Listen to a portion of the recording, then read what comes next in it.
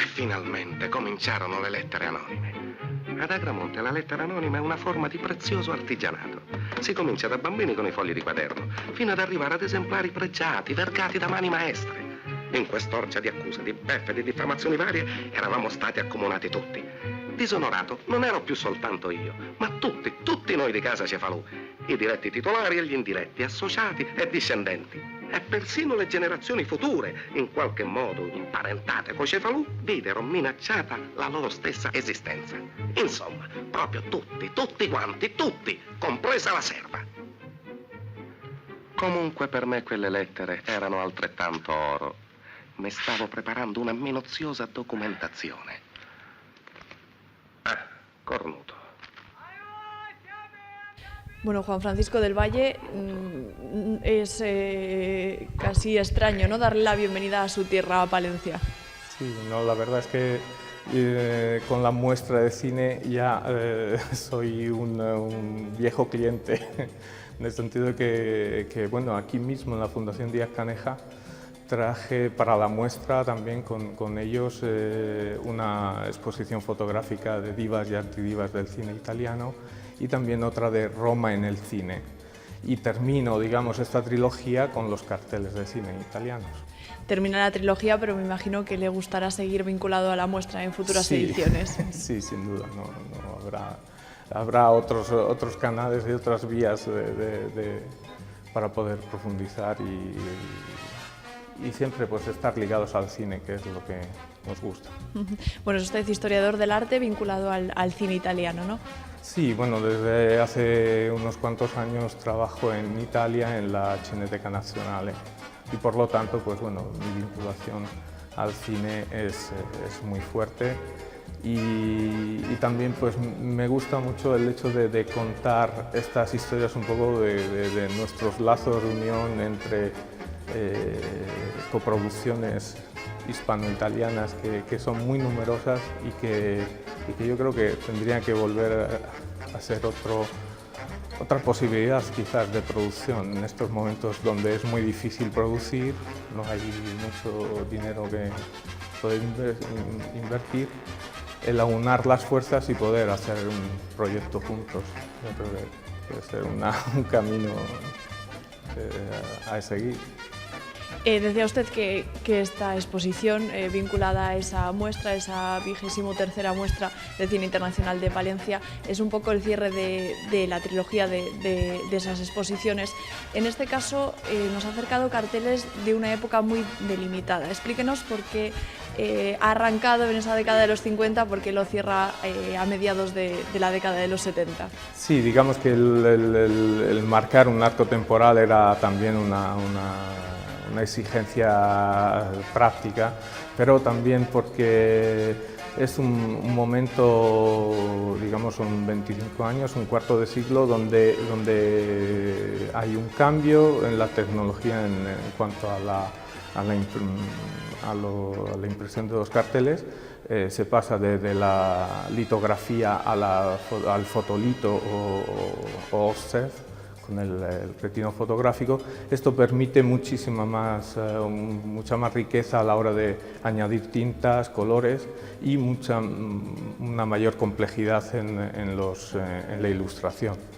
Y después también el hecho de la época de oro del cine italiano, en el sentido que estamos en los años donde Cinecittà estaba en plena actividad y Roma venía denominada la Hollywood sobre el Tíber. Las producciones americanas como Ben-Hur, Cleopatra, La Biblia y las películas italianas como La Dolce Vita, Bellissima o Rocco e i suoi fratelli son películas que se ruedan a finales de los años 50-60.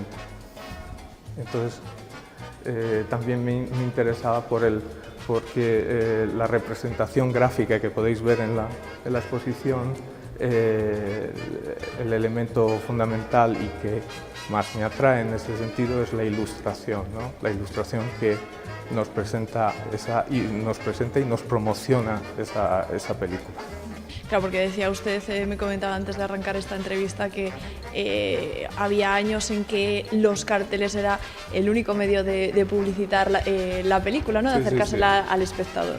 Sí, digamos que nos tendremos que imaginar unas calles abarrotadas de carteles donde había una lucha feroz por el hecho de ocupar cada uno los espacios más, pues eso, más deseados. Y encontrarnos todas estas calles llenas de colores, ¿no?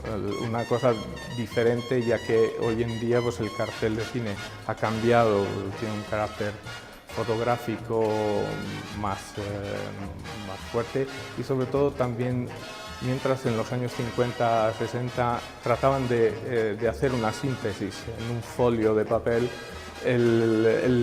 ahora hay otros mecanismos como el tráiler, otro tipo de canales de promoción que sustituyen a la síntesis que antes era el cartel y se transforma un poco en lo que es un logo de la película ahora en la actualidad. Digamos, si uno se acuerda de Batman, tienes el símbolo de Batman y ya eso representa y uno identifica rápidamente esa película. Mientras que en los carteles vemos pues eso, todos los elementos que sintetizan todo lo que vamos a ver en las películas, ¿no? En la película donde se está tratando de enganchar, vamos. En ese sentido también hay este recorrido histórico se ve también en ese cambio.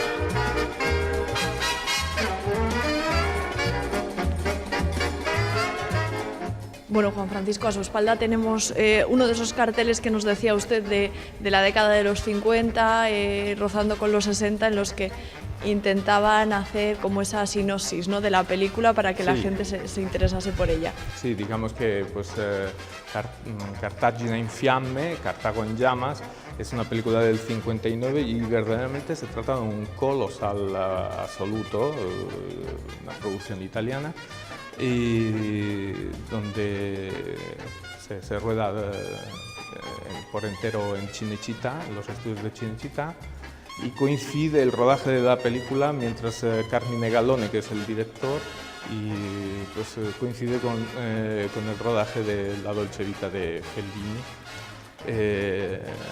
Como curiosidad importante, es una película donde podemos encontrar a José Suárez, un español, un actor español como protagonista, y también en la siguiente, que después podemos ver, que es un actor que se conoce por la película española Calle Mayor y tiene un éxito muy importante y trabaja mucho en Italia por este papel que se le reconoce en Calle Mayor. Y bueno, pues esta es una de las películas donde también trabaja un jovencísimo Terence Hill, el Massimo Girotti, es su nombre, y también le vemos en esta producción italo-francesa. José Suárez, esa Calle Mayor que se rodó aquí en nuestra capital. Exacto. O sea que está vinculado un poco entonces, ¿no? Bueno, podemos si queremos forzar ese vínculo, si ¿no? queremos, de Palencia cine italiano. Un poco la situación, sí. Pero sí, es una de las historias, pues eso, como decía antes, que encuentro interesantes, ¿no? El hecho de cómo un actor que llega a ocupar un puesto importante en las producciones, en este tipo de películas a finales de los 50 y principios de los 60 en Italia, ¿no? Y todo por esa crítica favorable que había recibido por la película Calle Mayor.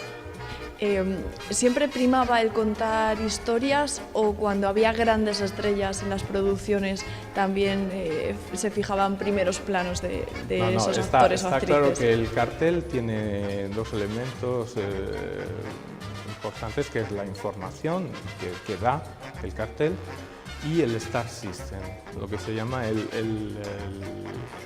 era contractualizado. El actor tenía que tener una dimensión incluso en el cartel. No podría ser menor o estar detrás de otro personaje. O sea, estaba todo muy bien reglamentado y por lo tanto el actor conocido o la diva del momento eran ganchos ya de por sí de la película. Por lo tanto, tienen que aparecer en el cartel y se tiene que reconocer. Por eso los cartelistas, o sea, los ilustradores, tienen que ser muy buenos retratistas, porque tienen que reconocer enseguida a quién tenemos delante. ¿Había algún ilustrador estrella de la época al que siempre se recurría? Digamos en los años 40 hay una tríade que se reparten todo el monopolio casi del cartelismo italiano, que es Ballester, Capitani y Martinati, y después hay autores que trabajan para las major americanas, de los cuales no tenemos ningún caso porque eran todo películas americanas y hacen los carteles italianos, ¿no? De las películas, como es Nano, que es Silvano Campeggi, firma con este sobrenombre, Nano, y Nistri, también es otro de los que trabaja mucho para los major. Pero en este caso los autores que vemos aquí, como Dante Manno, Abelardo Ciriello, Alessandro Bifignandi, Yaya, son representantes de la escuela de cartelismo italiano, que es para mí sin duda una de las mejores del mundo. Entonces podemos ir viéndoles y coinciden, muchos de ellos trabajan para ciertas compañías y vemos también pues eso, que firman la mayoría de sus trabajos.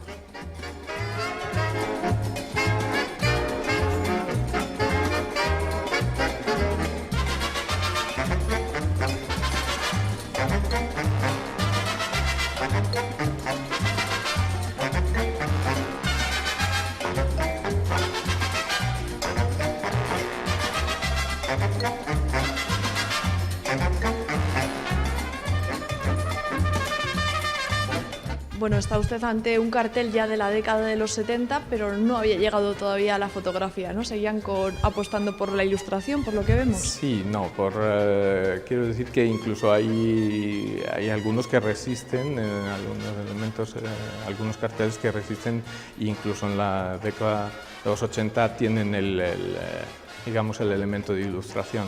En este caso, como comentaba antes, estamos en la década de los 70 y ya digamos que la imagen de la película no se cuenta para nada la película, sino que se recoge un elemento fundamental de la película, donde está la actriz protagonista, que será el gancho publicitario, y donde hay muchísima más limpieza de elementos y digamos que tiene que ser muy reconocible, rápidamente reconocerse para enganchar al público que pasea por las calles mientras ve estos carteles, ¿no? Tiene menos aspecto ya de historieta, ¿no? Exacto, tiene menos aspecto de historieta porque digamos que es una ilustración muy, como digo, muy simple y sin ningún tipo de elementos que puedan llevarnos hacia otro lado. El mensaje es muy claro: movimiento para la libertad de la mujer, como ella pone, y las órdenes son órdenes. Es una novela de Moravia que digamos que Giraldi pasa al cine en esta obra. Como nos comentaba usted al principio, estamos ante carteles de la que fue la época dorada, ¿no? del cine italiano. No se ha logrado nunca alcanzar cotas de popularidad, ¿no? Me imagino, ni de éxito. Sí, bueno, la verdad es que estamos hablando que en los años 54, 55, incluso los niveles de producción del cine italiano eran a nivel europeo los mayores. En el 54 se realizan 200 películas, o sea, unos niveles increíbles. Y en el 55, por ejemplo, se venden 800 millones de billetes de entradas de cine, ¿no? Quiero decir que nos da una idea de que la gente, claro, iba al cine porque había buen cine y se producía, había de todo en cuestión de géneros y digamos que no estaba la televisión todavía. Digamos que eran los tres elementos que el cine era verdaderamente el ocio del pueblo. ¿Hay mucho culto en Italia a las estrellas del pasado, de estas décadas? ¿Se conserva? Sí, digamos que, bueno, pues porque no son divos ni galanes del cine italiano, pasan a ser casi del cine mundial. Podemos ver, por ejemplo, en los años 50 carteles con Nazzari, Amedeo Nazzari, el Rap Ballone, Vittorio Gassman, después Marcello Mastroianni en los años 70, como actrices y divas Silvana Mangano, Rossana Schiaffino, Monica Vitti. Entonces, quiero decir que son actores y actrices que todos conocemos y de los que todos nos hemos enamorado y eso, pues, visto alguna película, tenemos referencias, vamos. Estoy viendo a Orson Welles en uno de los carteles que tiene usted allí. Sí, digamos, pues, Orson Welles, con sus problemas de fisco en América, se viene a Europa a rodar. Y en Italia hay varias películas. Sobre todo participaba en estas películas para sacar dinero para sus proyectos. Por lo tanto, lo mismo hacía de Vikingo, esta es la película Los Tártaros, y eran películas, pues eso, de género, de aventuras, que en estos años pues tienen un éxito comercial bastante importante. Como veíamos, como Cartagena en Fiamme, que es la película, nosotros llamamos aquí de romanos, pues también en este tipo de géneros. Después, pues el melodrama, como es el caso de Anna, como es el caso también de La Sfida, que es la primera película de Francesco Rossi, y digamos, pues la comedia all'italiana, que es un género que empieza en los años 60, el spaghetti western, y hemos querido dar a todos un cierto protagonismo en la exposición, ¿no? Antes de localizar a Welles, le preguntaba a usted por el culto a estas grandes películas y a estos grandes actores que, como decía usted, superaban la dimensión de su país, la dimensión italiana. ¿Hay mucho coleccionismo también en torno a estos carteles? ¿Son difíciles de conseguir? Digamos, como cartel en sí es una pieza efímera. El cartel tenía una vida muy breve. Digamos que después de salir de la tipografía se mandaba junto con las copias a las salas de proyección y iba acompañando la copia, y en todos los sitios, pues eso, con las chinchetas o los clavos, volvían totalmente destrozados. Por eso muchos de los que podemos ver aquí es porque no se han expuesto nunca, en el sentido de que son o remanentes de almacén o digamos o que el mismo titular de la sala ha recogido y no digamos que no ha seguido el camino de la copia de las bobinas. Y en ese caso el cartel ahora es un objeto, ¿verdad?, que en los últimos años tiene un mercado, digamos, por el objeto de coleccionismo. Es verdad que en el caso italiano también los formatos un poco más complicados porque necesitas mucho espacio y eso, pues son los formatos grandes, son los formatos que tienen pues 1 metro por 140 y también el grande, el 4 folios, que son 2 metros por 140. Y por lo tanto, lo que tiene mucho más, digamos, objeto de coleccionismo son las locandinas, que son estas verticales, estrechas, que se ponían fuera de la sala, en la fachada del cine, y también las fotobustas, que son estos elementos donde el componente fotográfico es más importante, porque se disponían en los pasillos de las salas. Entonces, antes de entrar a ver la película de la que habías comprado la entrada, veías ya la que iban a poner y veías toda la sucesión de las escenas más importantes, qué actores, qué elementos de la película más impactantes en estos elementos fotográficos.